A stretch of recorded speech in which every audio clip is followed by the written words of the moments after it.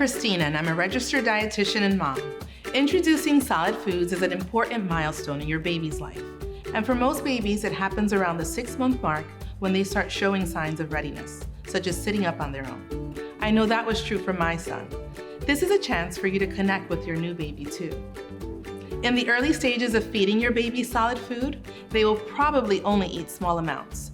As your baby grows, they will eat more. Throughout the first year, solids are meant to be fed alongside the breast milk or formula you will continue to provide. With a few simple tips, we can help you feel confident introducing solids in a safe and fun way.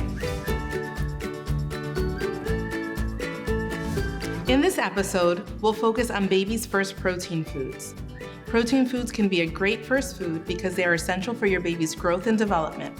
Protein foods provide new opportunities for babies to try different flavors and textures, like the smoothness of mashed beans, the flakiness of fish, and the hardiness of meat.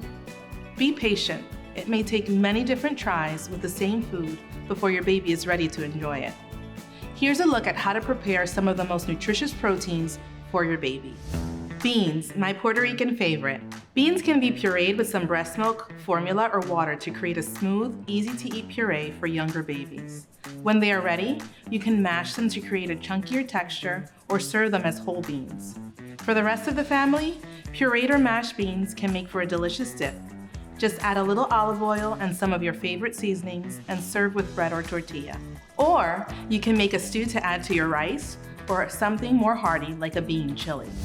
Nut butters. Many parents are concerned to introduce nuts to babies, but research shows that introducing nut butters early and safely when other solids are introduced lowers the risk of nut allergies. So how do we introduce nut butter safely? Mix a creamy nut butter into a cooked grain cereal, add water, breast milk, or formula to thin as needed. As babies get older, nut butter can be added to smoothies or spread onto strips of bread. It's important that nut butters be thoroughly mixed into a dish or spread in a thin layer to avoid a choking hazard. For the rest of the family, treat them to a cool, healthy treat by blending a creamy nut butter together with frozen banana and milk to make a delicious smoothie. Canned fish, like tuna. For younger babies, make a puree by blending canned fish with water. It can also be added to another puree like white bean or sweet potato.